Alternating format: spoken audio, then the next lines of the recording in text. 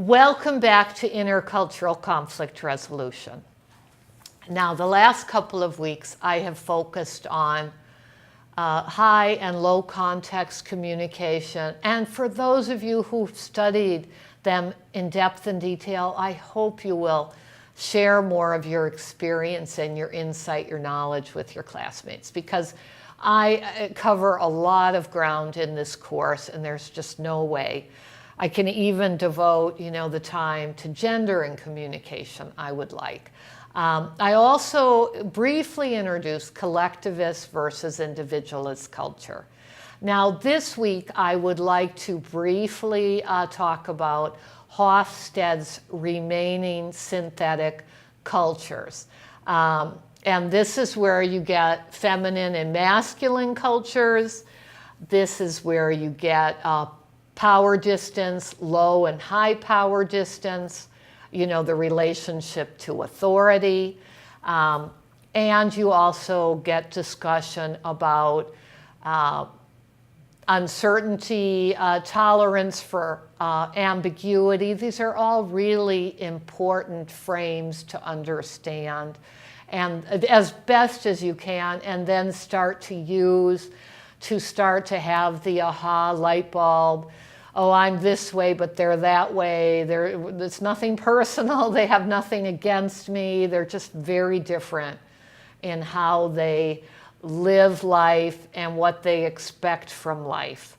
And it's not easy to be, separating these frames, because in any given culture, there are several together.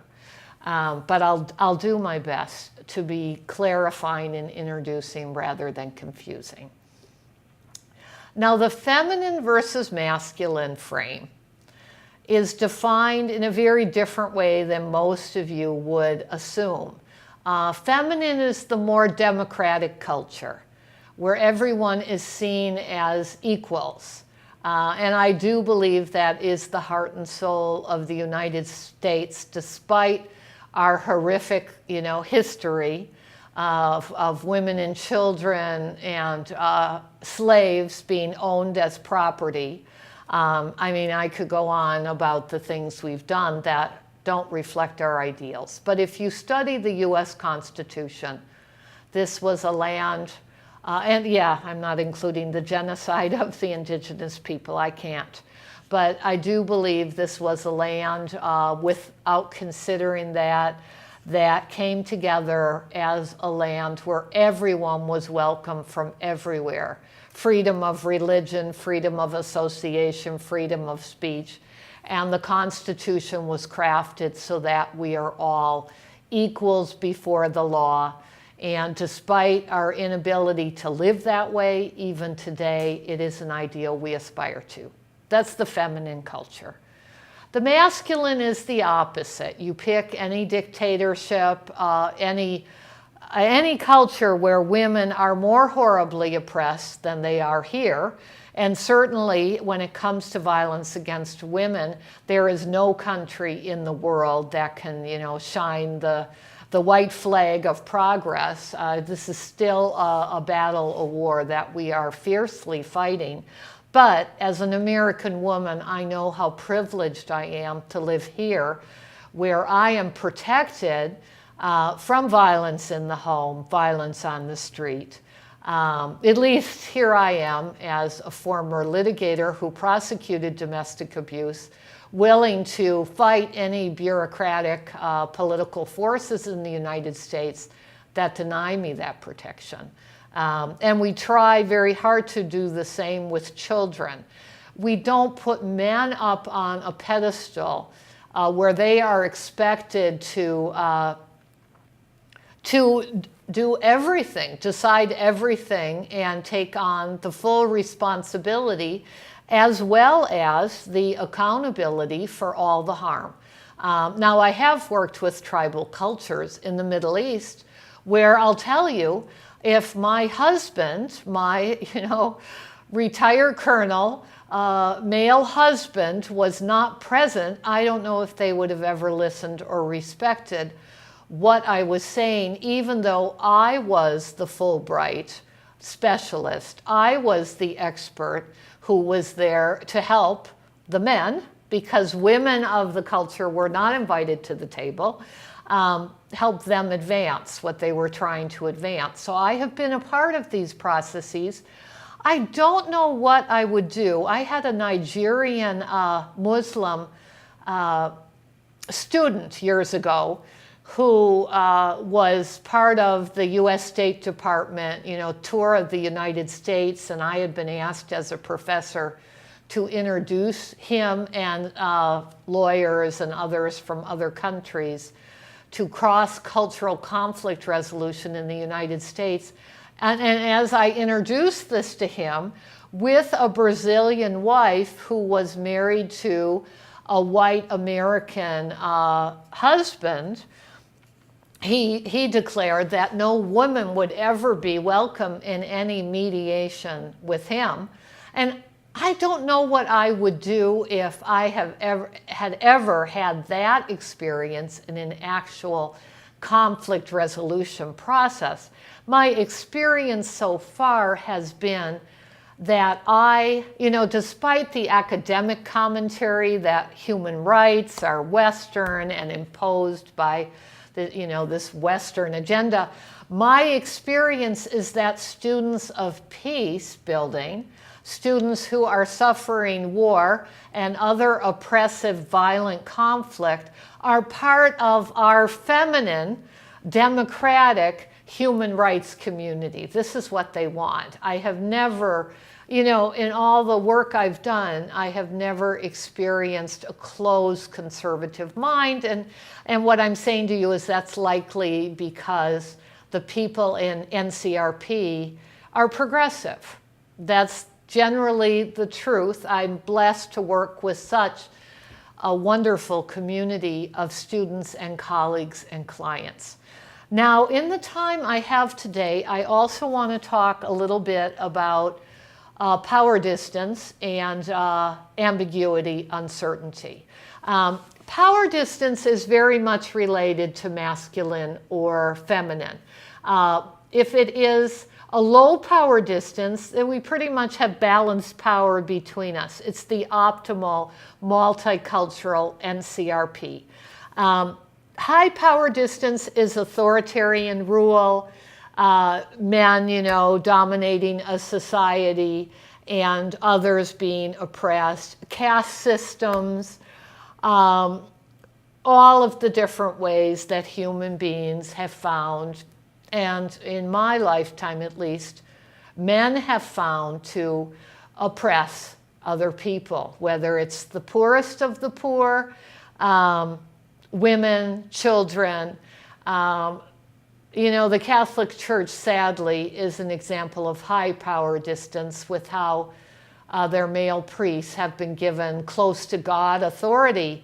And look at the damage they have done. Obviously, you're hearing my bias. I have never lived in a high power distance society. While I have worked with them, I'm a democratic American through and through. And I'm a woman who's willing to fight for women in those societies. Now, tolerance with ambiguity, uncertainty is interesting. And I will add in, time orientation, even though I don't think time orientation is a big deal when doing intercultural conflict resolution.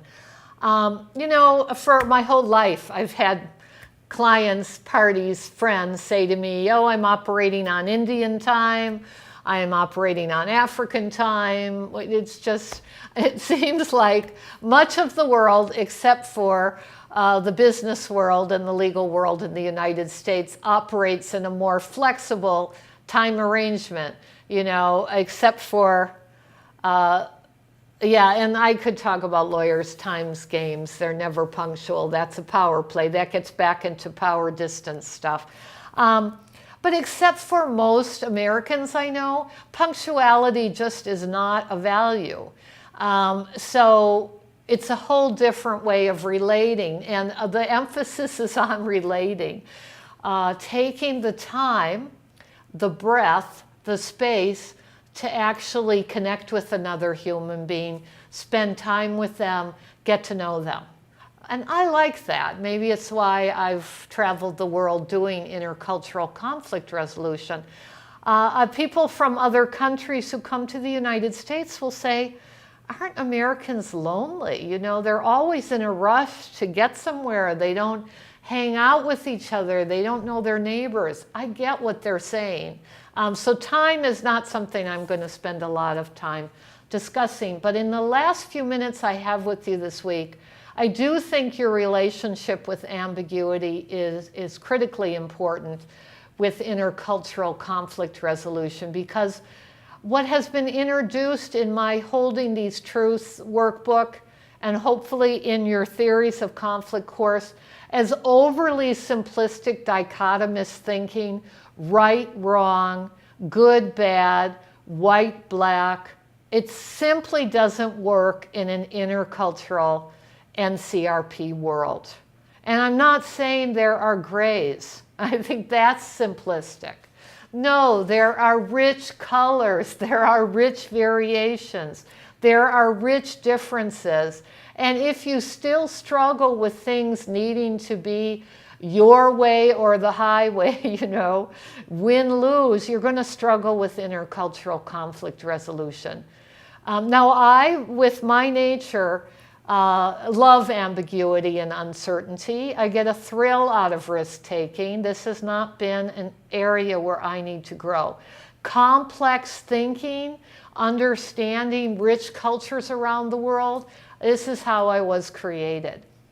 Hopefully some of you resonate with that you enjoy not knowing, you know, how this culture, how this community is, that you're curious about exploring a way that is different than yours, that you want to live with different cultures. It enhances your life, because that is all embracing, you know, the uncertainty of not knowing, ambiguity, and it's a wonderful way to learn how to navigate intercultural conflict resolution.